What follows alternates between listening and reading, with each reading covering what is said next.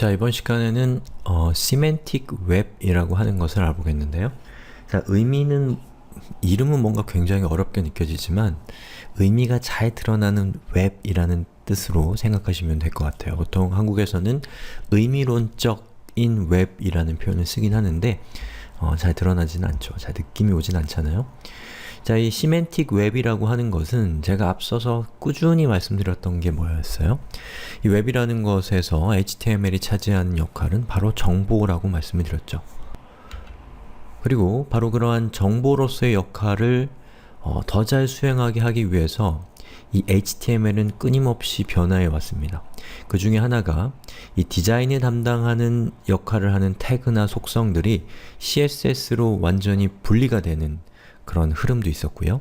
그리고 이번 시간에 우리가 살펴볼 몇몇 태그들을 볼 건데요. 그 태그들 역시나 이 HTML 문서의 정보로서의 가치를 더욱 높여주는 그러한 역할을 하는 태그들인데요. 그런 태그들이 바로 시멘틱이라고 하는, 다시 말해서 정보의 의미를 더 잘 드러나게 하는 역할을 하는 이 태그들에 대해서 이번 시간에 알아볼 거예요. 자, 그래서 원시적인 형태의 웹, 초창기의 웹에서 좀 더 의미론적으로 잘 드러나는 그런 웹을 만들기 위해서 대두됐던 표준이 XHTML이라는 것이 있었습니다. 지금은 이제 XML-HTML의 시대는 아니지만, 그리고 이 XHTML이라는 것을 계승해서 현 시점에서 최신 HTML 표준은 HTML5예요. 그리고 이 HTML5는 방금 말씀드렸던 XHTML의 어떤 지향점을 계승해서 웹을 좀 더 의미론적으로 잘 드러나도록 하는 방향으로 발전을 해왔습니다. 자, 그래서 의미론적이라고 하는 것이 좀 추상적으로 느껴지실 수가 있는데요. 한번 코드를 보면서 우리가 이전에 작성했던 코드를 조금씩 개선을 해보죠. 자, 여기 보시는 것처럼 이것은 기존에 우리가 작성한 코드의 내용이었어요. 자, 근데 이 코드의 내용에서 자, 이 첫 번째 제가 강조 표시한 이 부분 있죠? 여기에 있는 ol과 li라고 하는 것은 이 문서에서 말하자면 문서를 탐색하는 역할을 하는 태그입니다. 현재는 링크가 안 걸려 있지만 우리가 뒤에서 여기 있는 각각의 리스트에다가 링크를 걸어서 이것들을 클릭하면 다른 페이지로 이동하도록 만들 거예요. 자, 그리고 이 밑에 있는 변수란 무엇인가에서 변수는 변하는 값이고 x는 11대 왼쪽 이렇게 적혀있는 거 있잖아요.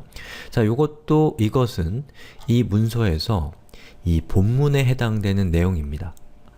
즉, 위쪽에 있는 것은 일종의 내비게이션이라고 할 수 있고, 밑에 있는 것은 이 문서에서 컨텐츠라고 할 수가 있어요. 자, 그런데 우리는 사람이기 때문에 맥락적으로 저 위에 것이 내비게이션이고 밑에 것이 컨텐츠라는 것을 이해할 수가 있습니다. 또는 이것을 CSS로 디자인을 하게 되면 좀 더 분명하게 두 가지의 성격이 다르다라는 걸 알 수 있게 될 거예요.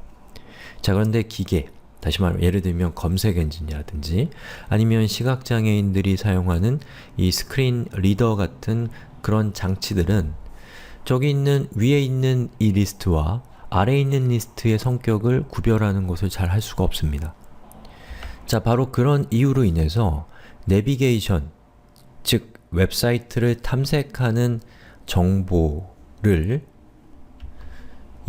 좀 더 분명하게 표시해서 기계들도 잘 이해할 수 있도록 하는 태그가 HTML5에서 도입되게 됐는데요. 그 태그가 무엇이냐면 바로 이것입니다. 자, 보시는 것처럼 nevi라고 하는 태그가 추가가 됐어요.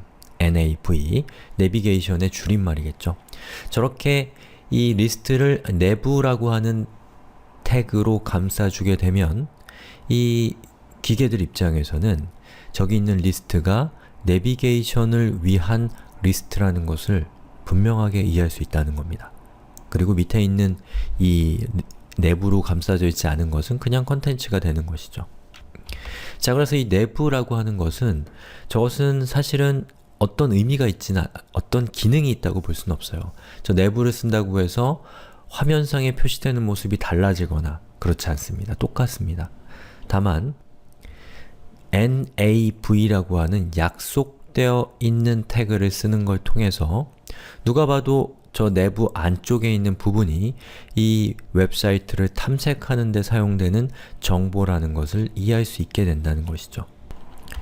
자, 그럼 실습 환경에서 한번 이 코드를 바꿔보죠. nav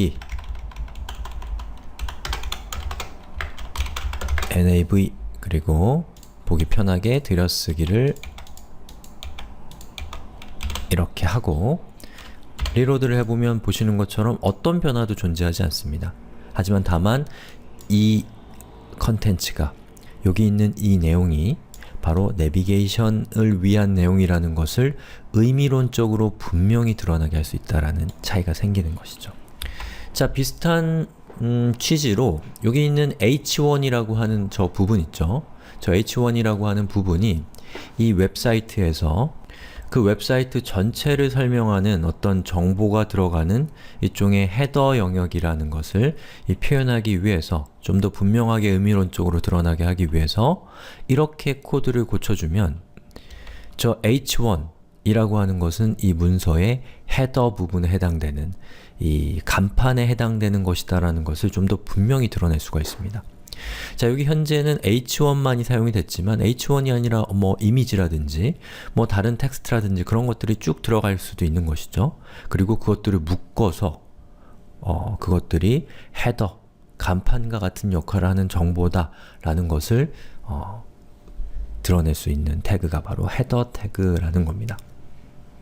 자, 그리고 이번에는 아래쪽을 살펴보시면, 자, 변수와 상수, 변수란 무엇인지에 대한 설명, 이런 것들은 이 문서에서 이 문서의 본문에 해당되는 정보라고 할 수 있어요.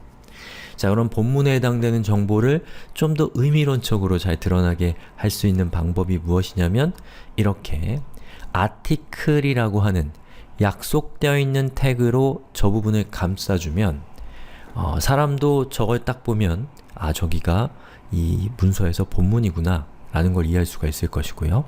그리고 기계들도 저기를 본문으로 해석해서 그에 따라서 어떤 처리를 할 수 있게 되겠죠. 자, 그래서 방금 살펴본 헤더랑 헤더 이렇게 하셔도 되고, 좀 더 보기 편하게 이렇게 해주셔도 됩니다. 이건 여러분이 필요에 따라서 하시면 되고요. 그리고 여기도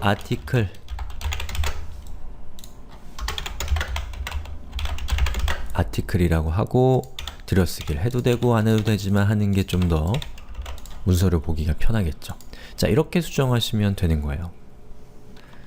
자, 그래서 다시 한번 제가 강조드리지만 이 웹이라고 하는 것이, 또 특히나 그 중에서 HTML이라는 것이 발전되어 온 과정을 봤을 때는 이 웹페이지 자체가 사람에게도 정보로서의 가치가 있고 기계에게도 정보로서의 가치가 있는 방향으로 발전하고 있다라는 것을 여러분들이 잘 이해하셔야 되고요.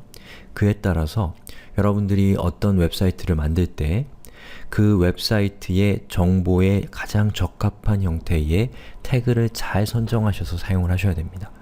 물론 거기에 정답이 있는 것은 아니에요. 이렇게 하면 틀렸고 이렇게 하면 맞았다 라는 것은 딱히 있는 것은 아니지만, 우리가 살다 보면 말을 정말 잘하는 사람이 있잖아요. 근데 똑같은 말인데 말을 정말 기분 나쁘게 하는 사람들이 있죠.